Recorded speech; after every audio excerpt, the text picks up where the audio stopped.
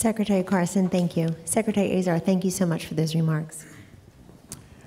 Well, first of all, thank you, Kellyanne, for leading out in this endeavor. I'm grateful for the leadership of the President and the First Lady and my fellow Cabinet Secretaries as well as the Surgeon General for bringing this to the level of attention that it should have.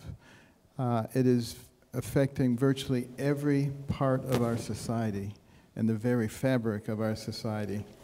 And I'm also grateful to all of you who've come here to show your interest and support for what's going on. Everybody has a sphere of influence.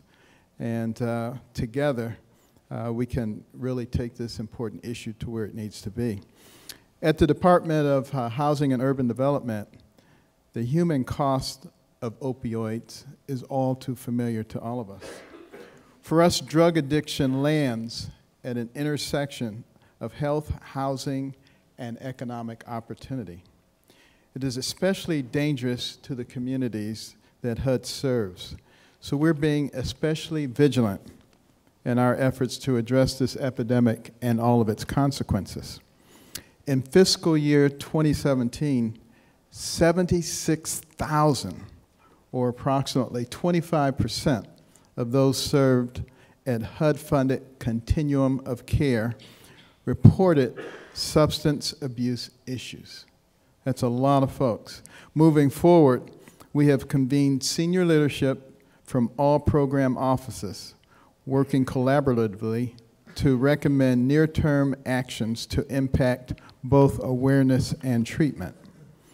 We've also convened all program offices to think through the strategic changes to rules and guidance that will support the efforts of law enforcement to tackle drug traffickers and drug use prevention and treatment for those struggling with addiction.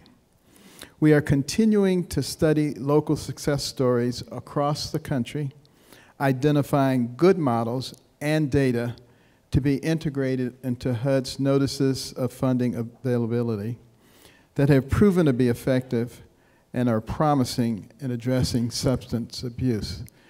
And that is really a key factor when it comes to making progress. When you look at the turn of the century before this past one, the average age of death in America was under 50. And at the most recent turn of the century, we're approaching 80. How did that happen? It was because the medical profession began to make its policies and its recommendations based on evidence. And it makes all the difference in the world. These conversations with public officials, private foundations from San Diego to New York are ongoing.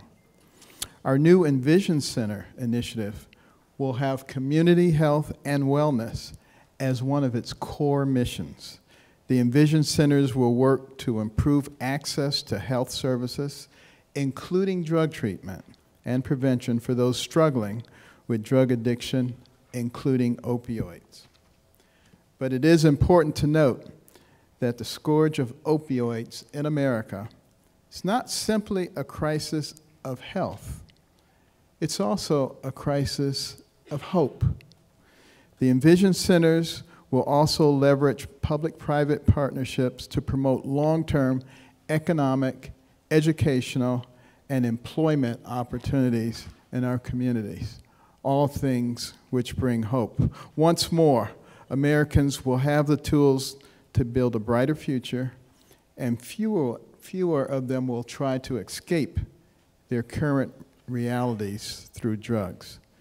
This is a challenge that will take our combined resources and ingenuity to solve. But together, we can solve it and save thousands of lives in the process. I look forward to further collaborations with my fellow agency heads and all of you in the coming year.